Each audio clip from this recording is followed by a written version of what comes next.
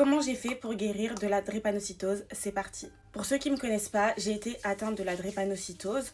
Donc c'est une maladie génétique. Je l'ai depuis que je suis bébé et j'étais tout le temps sous traitement. Sauf que à mon adolescence, ça a augmenté. Je faisais que des crises de douleur. Donc la drépanocytose, c'est quand tes globules rouges, au lieu qu'elles soient rondes, elles sont en forme de lune, demi-lune croissant et du coup elles se bloquent entre elles et elles empêchent l'oxygène de circuler dans ton corps et du coup ça provoque de grosses crises de douleur et elles sont évaluées généralement à 10 à 20 fois plus douloureuses que celles de l'accouchement. Et du coup moi à partir de mes 13-14 ans vraiment j'ai eu énormément de douleurs, dont une qui m'a amenée à faire un AVC et donc je suis restée 3 jours dans le coma. Et suite à ça, on m'a proposé une greffe de moelle osseuse.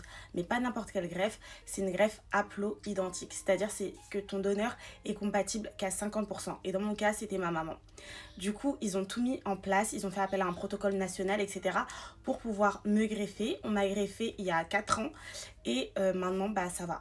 Ça va beaucoup mieux grâce à ce don de moelle osseuse. Du coup, j'ai une nouvelle moelle osseuse qui fonctionne bien, les globules rouges, elles vont bien.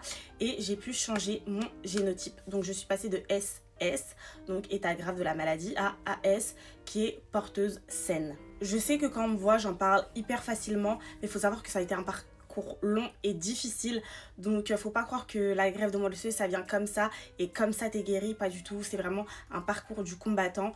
Donc voilà, et pour moi c'était vraiment le dernier recours parce que je faisais beaucoup trop de crises douloureuses et donc mon corps était en train de vraiment de se dégrader en fait. Et à noter, quand tu fais une greffe de moelle osseuse, tu passes par une chimiothérapie, une radiothérapie, du coup ça, franchement tu perds tes cheveux, tu perds du poids, c'était vraiment horrible. Mais Dieu merci, je vais beaucoup mieux maintenant et je suis super contente de l'avoir fait. Voilà, si vous avez des questions, n'hésitez pas, j'essaie de répondre à tout le monde. Gros bisous.